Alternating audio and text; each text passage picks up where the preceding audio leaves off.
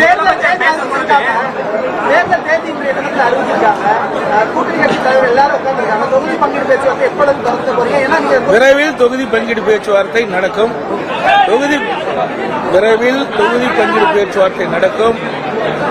நடந்து முடிந்த பிறகு செய்தியாளர்களை அழைத்து விவரமாக உங்களுக்கு தெரிவிக்கப்படும்.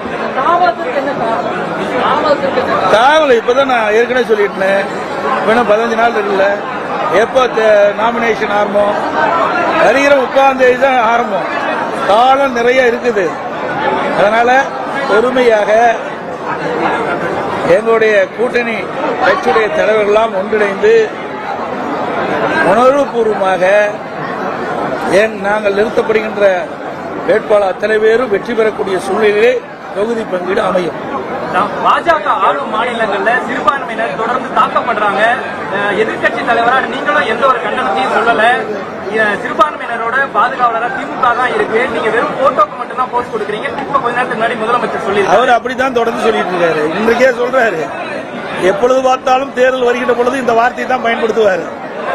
ஆனால் இந்த இஸ்லாமிய சமுதாய மக்களுக்காக இந்த அரசாங்கம் என்ன செஞ்சது? அனைத்து இந்திய அண்ணா திராவிட முன்னேற்ற கழக ஆட்சியில் இருக்கும் பொழுது பல்வேறு திட்டங்களை அம்மாவர்கள் அறிவித்து செயல்படுத்தினோம். அனைத்து இந்திய அண்ணா திராவிட முன்னேற்ற கழக ஆட்சியில் தான் சட்ட ஒழுங்கு பாதுகாக்கப்பட்டது. சிறுபான்மை மக்களுக்கு பாதுகாப்பாக விளங்கிய அரசாங்கம் அதிமுக அரசாங்கம். இன்றைக்கு ஒட்டுமொத்த தமிழ் மக்களுக்கே பாதுகாப்பு இல்லை. அப்படிப்பட்ட நிகழ்வுதான் இப்பொழுது நடந்து கொண்டிருக்கின்றது. இன்றைய முதலமைச்சரை பொறுத்தவரைக்கும் சிறுபான்மை மக்களுக்கு திமுக தான் பாதுகாப்பாக இருக்கும் என்ற ஒரு உணர்வை தூண்டிவிட்டு ஒரு தோற்றத்தை வெளிப்படுத்தி அவருடைய வாக்குகளை வாங்குவதற்காக பேசுகின்ற பேச்சு.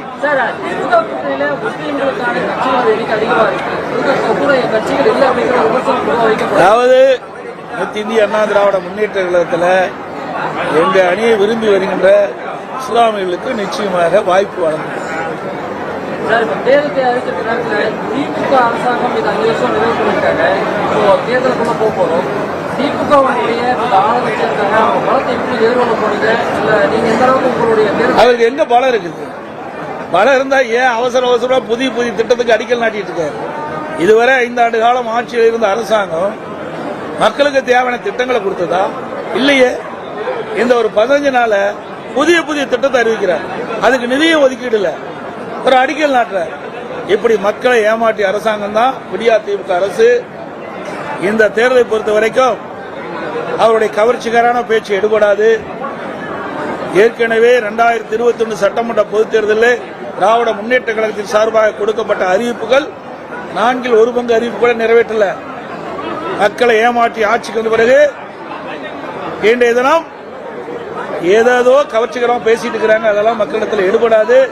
இந்த தேர்தலை பொறுத்த வரைக்கும் திராவிட முன்னேற்ற கழகத்தையும் திராவிட முன்னேற்ற கழக கூட்டணியும் மக்கள் நம்ப போவதில்லை.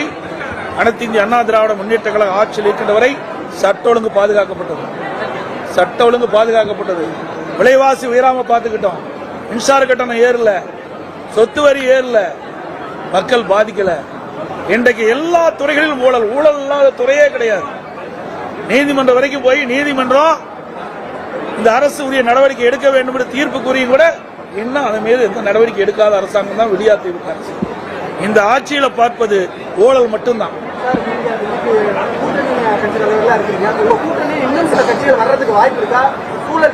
வர்றதுக்கு வாய்ப்பு இருக்குது. சூழல்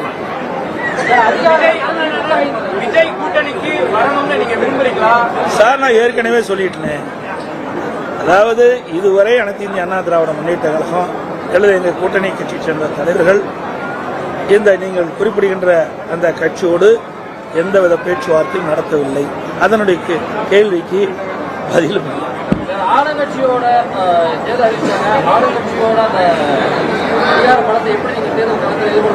எங்க அதிகாரமே பலமே கிடையாது. அப்படின்னா தவறு.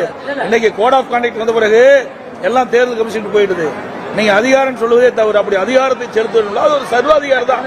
இன்னைக்கு மக்கள் பார்த்து கொண்டிருக்கிறாங்க. இன்னைக்கு கோட் ஆஃப் கான்டக்ட் அறிவிப்பு வந்து விட்டது. இனிமேல் தேர்தல் ஆணையம் தான் இதையெல்லாம் மேற்பார்வை செய்யும். ஆட்சி அதிகாரமே அவர்களுக்கு கிடையாது. பண்டூட்டி வேல்முருகனுடைய தமிழக வாழ்வுரிமை கட்சி சில கோரிக்கைகளை முன்வச்சு இன்னைக்கு ஒரு பிரச்சனை கொடுத்திருக்காங்க. அது வந்து அதிமுக நிறைவேற்றினாலும் திமுக நிறைவேற்றினாலும் 2 நாள் காலக்கெடு கொடுத்திருக்காங்க. அதிமுக பரிசீலனை செய்யணும். நான் எல்லாம் அந்த செய்தி பார்க்கல, அதனால அதுக்கு உண்டான பதில் என் இடத்துல இல்லை. வந்தா அழைப்பு வந்தா அவங்க கூட்டத்தை சார், நான் தான் சொல்லிட்டேன், எங்கள் இயக்கத்தை அணுகின்றவர்கள் எங்களுடைய தேசிய ஜனநாயக கூட்டணி என்ன கொள்கை இருக்கிறதோ ஏற்றுக்கொள்ளக்கூடியவர்கள் வந்தால் நிச்சயமாக அவர்களுக்கு உரிய வாய்ப்பு கிடைப்பதற்கு நாங்கள் முயற்சி செய்வோம். அனைத்து ஊடகங்களுக்கும் வணக்கம், நன்றி.